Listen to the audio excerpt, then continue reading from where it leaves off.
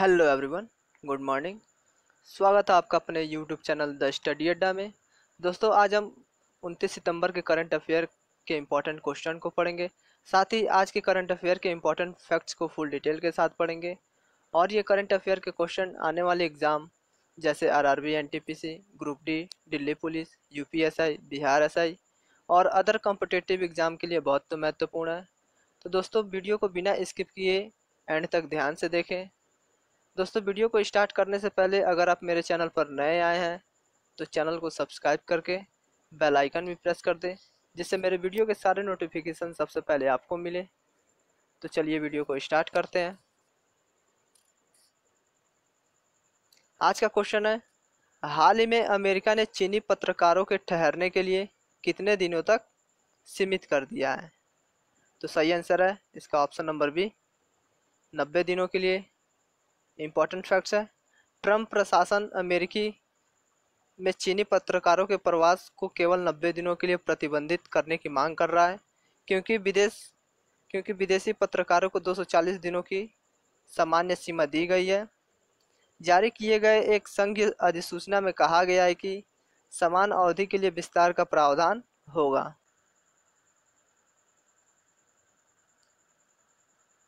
अगला क्वेश्चन है, किस कंपनी ने भारत सरकार के खिलाफ 20 से 22 हजार करोड़ रुपए का रेट्रोस्पेक्टिव टैक्स केस जीता है? तो इसका सही आंसर है वोडाफोन। तो ऑप्शन नंबर सी सही है, वोडाफोन। तो बात हुई है वोडाफोन की, तो वोडाफोन के बारे में जान लेते हैं।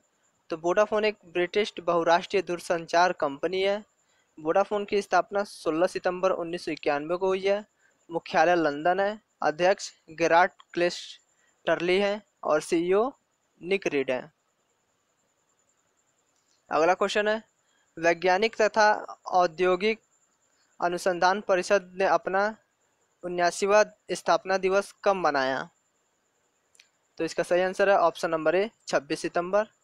तो बात हुई है वैज्ञानिक तथा औद्योगिक अनुसंधान परिषद यानी CSIR के बारे में।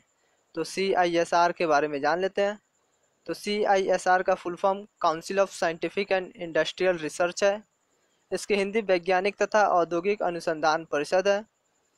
CSIR का स्थापना 26 सितंबर 1942 को हुआ है। इसके डायरेक्टर जनरल शेखर सी मंडे हैं। अगला क्वेश्चन है, राष्ट्रीय चिकित्सा आयोग NMC के पहले अध्यक्ष कौन बने हैं?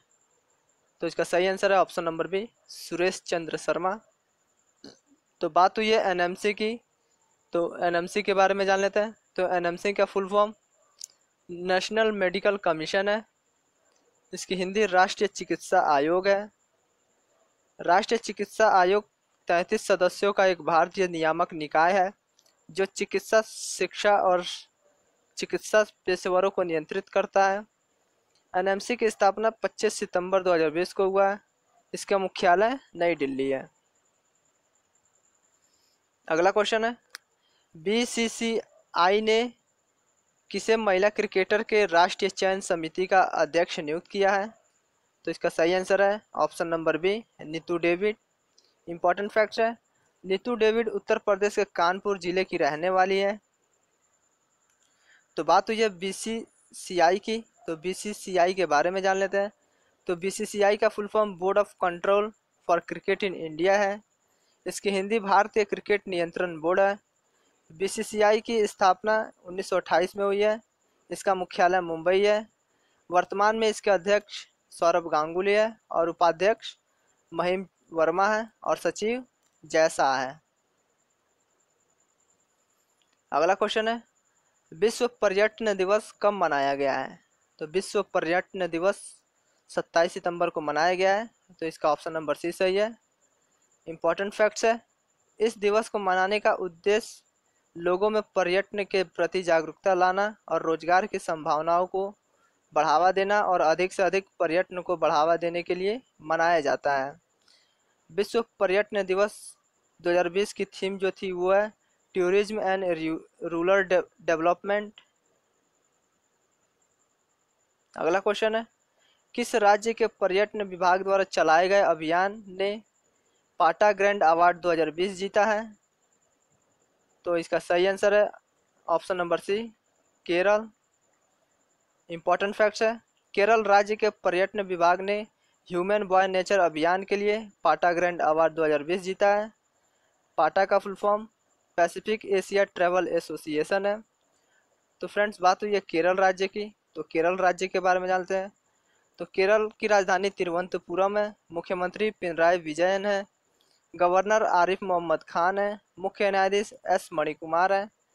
केरल की लोकसभा सीट 20 है, राज्यसभा सीट 9 है, विधानसभा सीट 140 है। केरल की राजकीय पशु हाथी है। राजकीय पक्षी हॉर्नबिल है। राजकीय वृक्ष नारियल है। और केरल के दो पड़ोसी राज्य तमिलनाडु और कर्नाटक हैं। अगला क्वेश्चन है, हाल ही में भारत ने किसके साथ बौद्ध संबंधों को बढ़ावा देने के लिए 15 मिलियन डॉलर की सहायता दी है? तो इसका ऑप्शन नंबर बी सही है, श्रीलंका। तो बात हुई है श्रीलंका की, तो श्रीलंका के बारे में देख लेते हैं। तो श्रीलंका की राजधानी कोलंबो है। मुद्रा श्रीलंका रुपया है। श्रीलंका के वर्तमान में प्रधानमंत्री महेंद्र राजपक्षे हैं।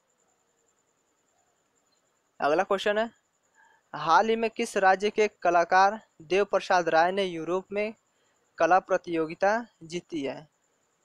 तो इसका सही answer option number C, Sikkim. अगला क्वेश्चन है, हाल ही में किस राज्य सरकार ने परिवार नियोजन कार्यक्रम को मिशन मोड में चलाने की घोषणा की है? तो इसका सही आंसर है ऑप्शन नंबर सी, उत्तर प्रदेश।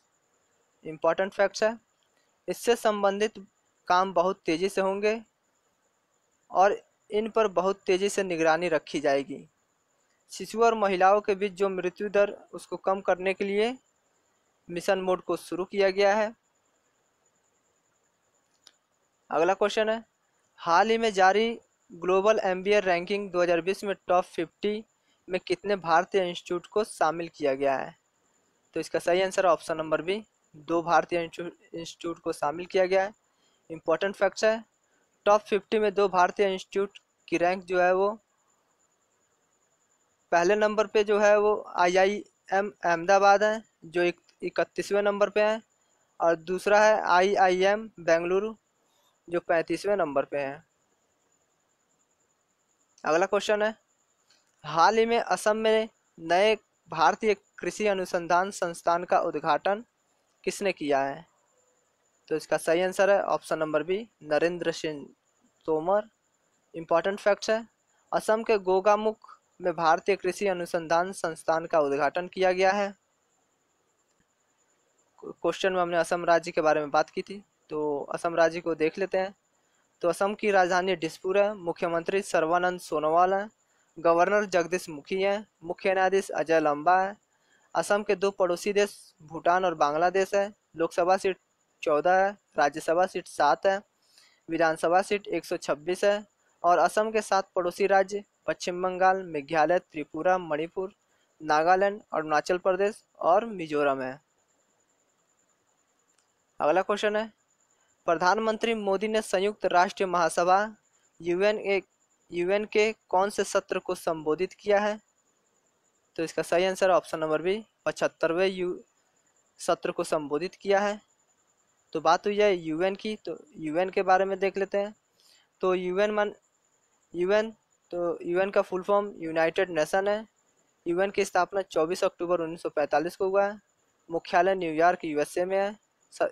यूएन के सदस्य देश 193 हैं और वर्तमान में इसके अध्यक्ष एंटोनियो गुटेरेस हैं।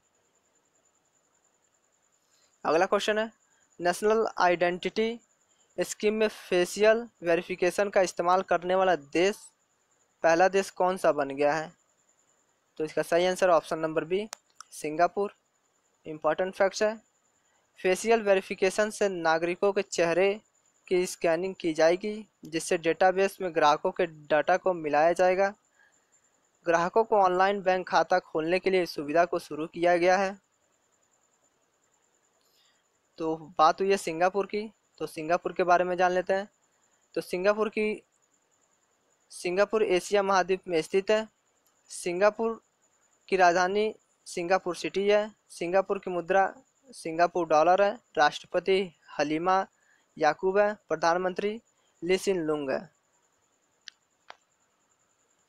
अगला क्वेश्चन है, किस राज्य में भारत की पहली तटरक्षक एकेडमी स्थापित की गई है?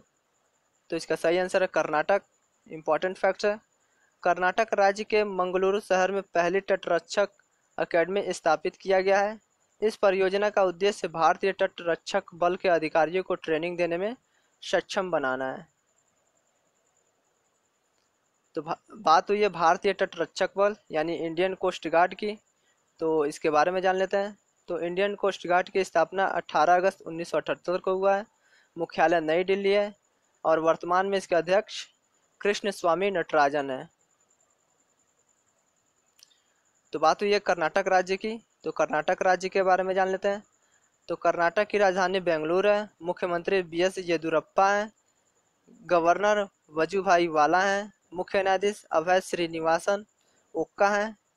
लोकसभा सीट 28 है, राज्यसभा सीट 12 है, विधानसभा सीट 225 है। और कर्नाटक के बेंगलुरु में इसरो, इन्फोसिस, विप्रो, हेल का मुख्यालय स्थित है। और कर्नाटक के 6 पड़ोसी राज्य महाराष्ट्र, गोवा, केरल, तमिलनाडु, आंध्र प्रदेश और तेलंगाना है। अगला क्वेश्चन है, आकाश एजुकेशनल सर्विस लिमिटेड AESL के नए ब्रांड एम्बेसडर कौन बने हैं? तो इसका सही answer option number D, Yuvraj Singh. Important facts है, युवराज सिंह एक भारतीय पूर्व क्रिकेटर है। आकाश एजुकेशनल सर्विस लिमिटेड भारत का प्रमुख शैक्षणिक संस्थान है। अगला क्वेश्चन है, हाल ही में इसर जज अहलुवालिया का निधन हुआ है, वे कौन थी? तो इसका सही आंसर है ऑप्शन नंबर बी, अर्थशास्त्री। इंपॉर्टेंट फैक्ट्स है, इनको पद्म भूषण से सम्मानित किया गया है। अगला क्वेश्चन है, हाल ही में जसवंत सिंह का निधन हो गया है, वह कितने वर्ष के थे? तो इसका सही आंसर है ऑप्शन नंबर सी, 82 वर्ष। तो फ्रेंड्स, वीडियो अगर अच्छा लगा तो लाइक कमेंट जरूर कर दें, साथ ही चैनल को सब्सक्राइब करके वीडियो को शेयर भी कर दें। धन्यवाद।